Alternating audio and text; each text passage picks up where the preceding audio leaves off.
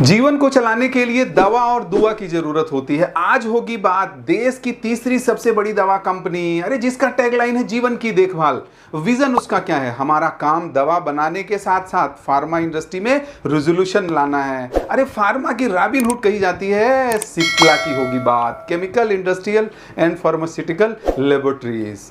किस किस मैटर पे बात करेंगे, स्टार्ट कैसा रहा, यूटर्न कैसा रहा, कंट्रोवर्सी क्या रही और अचीवमेंट कैसे रहे, और लास्ट में समराइज करेंगे तो कुछ ना कुछ आपको सिखा कर जाएंगे। मैं आपका भाई, आपका दोस्त। जस्ट वीडियो आपने अभी नहीं किया है, जस्ट लाइक और सब्सक्राइब तो कर दीजिए। पहले समझते हैं स्टार्ट कैसा रहा। अलीगढ़ के रहने वाले ख्वाजा अब्दुल हमीद 1923 में जामिया मिलिया इस्लामिया के केमिस्ट्री विभाग में रीडर की नौकरी छोड़कर जर्मनी चले गए। मतलब एक छोटी सी नौकरी थी और वो छोटा आदमी कितना बड़ा काम करके जाता है।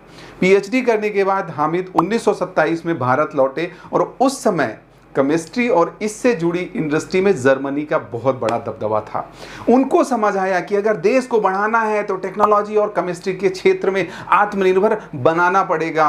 कुछ साल अन्य कंपनी में काम करने के बाद उन्होंने 1935 में छोटा सा लैब स्थापित किया और बाद में उसका नाम सिप्ला रखा। अरे यूटर्न क्या आया, सबके लाइफ में यूटर्न आता है दोस्तों। 2000 में अफ्रीका के आसपास हर दिन 8000 लोगों की मौत हो जाती थी। किससे?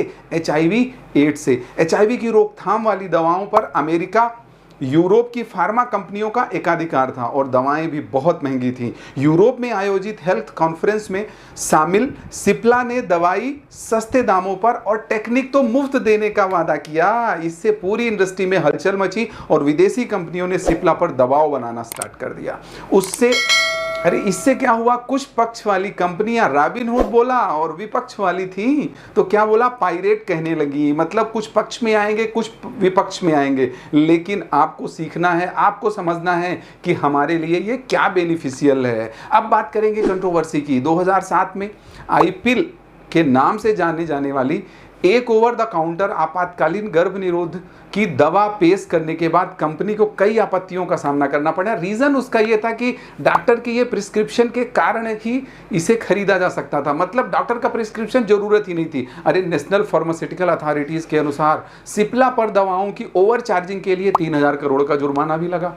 क्योंकि जुर्माना तो लगेगा, कुछ ना कुछ आप जब बढ़ते हैं तो लोग खींचने वाले भी मिलते हैं। और इससे पहले सुप्रीम कोर्ट ने भी दवाओं के ओवर चार्जिंग के मामले में 175 करोड़ का जुर्माना लगाया। अरे अचीवमेंट्स क्या रहा इनका, मार्केट कैप 77,800 करोड़ रुपए, 47 प्लांट, 1500 से ज्यादा प्रोडक्ट और 50,000 से ज्यादा डोजेस, 86 देशों में सप्लाई, 25,000 एम्प्लाई। अरे 2022 में 14,518 करोड़ रुपए ग्रॉस रेवेन्यू।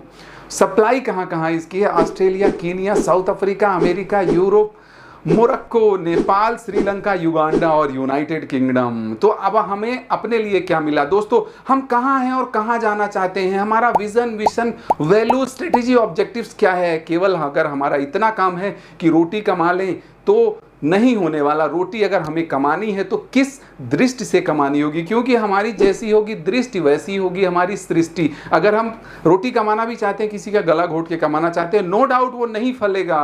क्योंकि लोग बोलते हैं कि किसी किसी का पैसा फलता है और किसी किसी का पैसा नहीं फलता है। तो वीडियो अगर अभी तक नहीं किया है जस्ट कर दीजिए। किसी दिन हम लोग बात करेंगे vision, mission, value, strategy, objectives और कैसा काम करना चाहिए जो हमारे जीवन के लिए या हमारे माँ बाप के लिए एक मिसाल साबित हो। तो वीडियो अच्छा लगा होगा जस्ट आपको कर दीजिए। ऐसे ही मिलते रहेंगे कोई ना कोई नई केस स्टडी के लिए, आगे फिर से मिलेंगे। वीडियो सुनने के लिए, रुके रहने के लिए और हमारा हौसला बढ़ाने के लिए बहुत बहुत धन्यवाद।